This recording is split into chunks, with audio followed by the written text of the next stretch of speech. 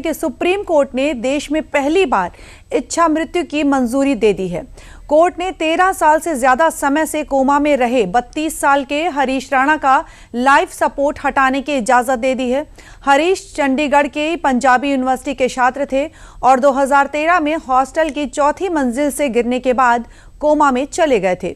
Justice जेवी पारदीवाला और justice केवी विश्वनाथन की बेंच ने एम्स को निर्देश दिया कि हरीश के लाइफ सपोर्ट सिस्टम को चरणबद्ध तरीके से हटा दिया जाए।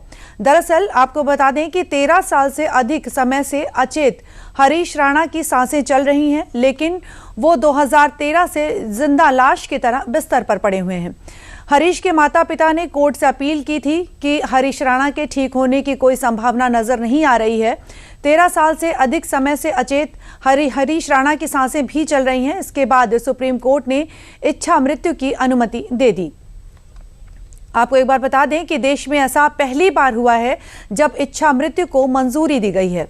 हरीश राणा को इच्छा मृत्यु की मंजूरी दे दी गई है। बता दें कि इच्छा मृत्यु का मतलब है किसी असाध्य या लाइलाज बीमारी से जूझ रहे व्यक्ति के जीवन को जानबूझकर समाप्त कर देना। इच्छा मृत्यु को मुख्यतः 2 तरीके से बांटा जा सकता है। पहला सक्रिय इच्छा मृत्यु और दूसरी निष्क्रिय इच्छा मृत्यु।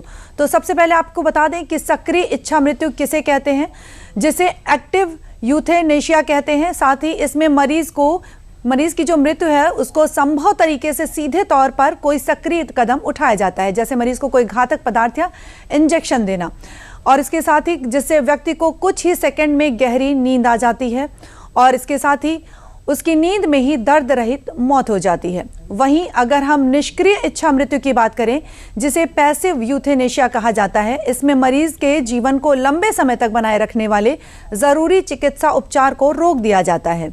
इसमें डॉक्टर्स सक्रिय रूप से मरीज को मारते नहीं हैं, बल्कि वो जीवन बचाने वाले इलाज या प्रणालियों को रोक दिया करते हैं, जैसे जीवन रक्षक प्रणालियों जैसे वेंटिलेटर, कृत्रिम तौर पर जिंदा रखने का एक तकनीकी और दवाओं को हटा देना। ऐसे सिस्टम करते हैं जिससे दवाओं को हटा लिया जाता है और जो मरीज होता है वो अपने आप ही मृत हो जाता है, ताकि मरीज प्राकृतिक रूप से मृत्यु को प्राप्त कर सके।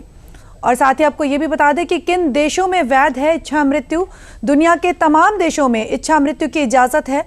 हालांकि कुछ देशों के नियम अलग भी हैं, लेकिन किस देश में इच्छा मृत्यु की इजाजत किस सन में दी गई थी ये भी हम आपको बता दें कि नीदरलैंड की बात करें तो नीदरलैंड में 2001 में इच्छा मृत्यु की इजाजत दी गई थी। बेल्जियम में 2002, लग्जमबर्ग में 2010 में, कनाडा में 2016, स्विट्जरलैंड में, उसके बाद स्पेन की बात करें तो 2021 और ऑस्ट्रेलिया की बात करें तो 2017, न्यूजीलैंड 2021, कोलंबिया 2014, इक्वाडोर 2024 में भी सहायता प्राप्त मृत्यु के विभिन्न रूपों को कानूनी रूप से अनुमति मिली।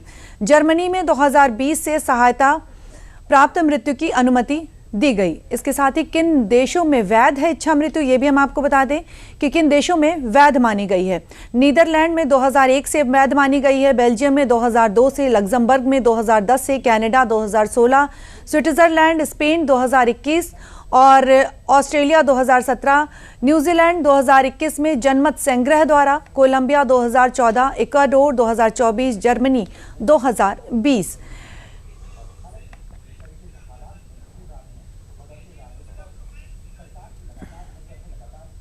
और इस विषय पर अधिक जानकारी के लिए हमारे साथ जुड़े हैं KGMU से मयंक मिश्रा जी, डॉक्टर हैं। आइए इनसे जान लेते हैं। मयंक जी स्वागत है आपका। हम आपसे जानना चाहते हैं कि हरीश राणा के केस में इच्छा मृत्यु का ये जो फैसला सुनाया गया है, इसको लेकर क्या कुछ अपडेट्स हैं, और इसके साथ ही हम आपसे ये भी जानना चाहेंगे कि कौन सी परिस्थिति होती है जब उसमें इच्छा मृत्यु दी जाती है। लेकिन सबसे पहले हम केस के बारे में आपसे जानना चाहेंगे मयंक जी। देखिए, ऐसा है कि पेशेंट जो था वो काफी दिन से वेजिटेटिव स्टेट में था और उसमें वेजिटेटिव स्टेट एक ऐसी स्टेट है जिसमें केवल उसकी सांसें चल रही थी और दिल की धड़कन चल रही थी जी। और वो एक तरीके से वो भी बाहर के सपोर्ट से चल रही थी और उसका अपना खुद का कुछ काम नहीं कर रहा था। और इस केस में ऐसा हुआ कि पेशेंट क्योंकि 2013 से इसी स्थिति में था, तो पेरेंट्स ने अप्रोच किया डिफरेंट कोर्ट को, पहले हाई कोर्ट को, फिर हाई कोर्ट ने रिजेक्ट कर दिया, फिर सुप्रीम कोर्ट का कल ही ये जजमेंट आया हुआ है कल ही जजमेंट आया हुआ है सुप्रीम कोर्ट का। अब ये है कि जैसा कि पेरेंट्स के 2013 से किसी अपने बेटे के लिए वो बचाव कर रहे थे, शुरुआत में तो सब कुछ होता ही है। अब धीरे धीरे उन्होंने अपना एक तरीके से सर्वस्व न्यौछावर कर दिया। अब जैसे अब उन्होंने जो अपील की थी सुप्रीम कोर्ट में, ये कह के की थी कि अब हमारे पास कुछ नहीं बचा है, अब कुछ नहीं बचा है और हमारे अपने बेटे की हम ये स्थिति नहीं देख सकते। तो इस पे कोर्ट हमारी जो है हेल्प करे और एक यूथनेसिया जिसे मर्सी डेथ भी कहते हैं उसके लिए हम दिशा निर्देश दे। जी तो डॉक्टर साहब ये भी आपसे जानना चाहेंगे कि जिस तरह से उसको चोट लगी थी हरीश को, तो क्या उसके सर पर चोट लगने से उसकी ये कंडीशन हुई है? हाँ बिल्कुल हो सकती है सर पे चोट लगने की। देखिए सर ब्रेन होता है स्कल के अंदर, ब्रेन ही सारी चीजों को जो है सपोर्ट करता है, बॉडी के हर ऑर्गन को वही एक तरीके से दिशा निर्देश देता है, कैसे काम करना है, क्या काम करना है, किन परिस्थितियों में काम करना है, वो केवल ब्रेन ही द्वारा निर्देशित होता है। अब जब ब्रेन ही धीरे धीरे काम करना बंद कर गया तो अब क्या किया जाता है कि शुरुआत में एक्सटर्नल सपोर्ट दिया जाता है कि हो कर ले और चीजें नॉर्मल हो जाए। बट हरीश रावण के केस में ऐसा नहीं हो पाया। तो इसलिए ऑल्दो ये देखिए किसी भी सेंस में एक वेलकम स्टेप तो नहीं कहा जा सकता, बट हाईली जुडिशियस स्टेप है ये। जी जी जी, वो किसी के लिए मौत को वेलकम स्टेप तो नहीं कहा जा सकता, बट ये है कि परिस्थितियों में। जी बिल्कुल मयंक जी, बहुत सोचिए कि वो तो वेजिटेटिव स्टेट में है। जी लेकिन बिल्कुल।